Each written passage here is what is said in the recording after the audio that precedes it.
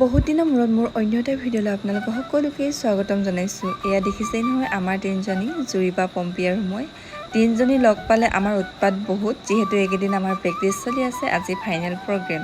আমি গৈ আছোঁ তিনিচুকীয়ালৈ, আৰু কি কাৰণে গৈ আছোঁ বলকচোন ভিডিঅ'টো শেষলৈকে চাওঁ।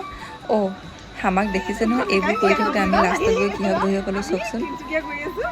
তুলত বহি বহি গৈ আছে। তুলখন দেখাই দিয়া, ঘামখিনি দেখাইছো। মজা লৈছো।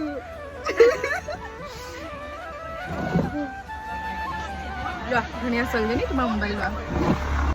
কত জোৱানৰ বিদ্ৰোহত।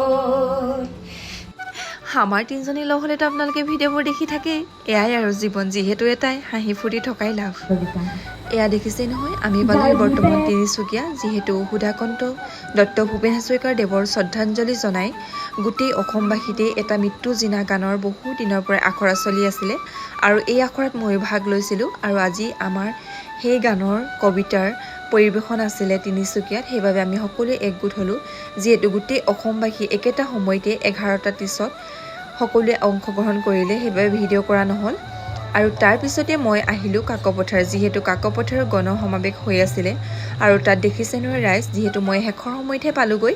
আৰু ইয়াত দেখিছেই মানুহ বহুত আছিলে, তাৰ উপৰিও বহুত হৈছিলে। তাৰপিছতে আমাৰ মৰাণ বিহুটো অকণমান ভিডিঅ' কৰিলোঁ, চালোঁ আৰু আপলোডো কৰিলোঁ বাৰু, আপোনালোকক দেখালোঁ। তাৰপিছতে পেট পূজা কৰিলোঁ আৰু বিদায় ল'লোঁ। Bye bye. মোৰ ভিডিঅ'টো শেষলৈকে চাব।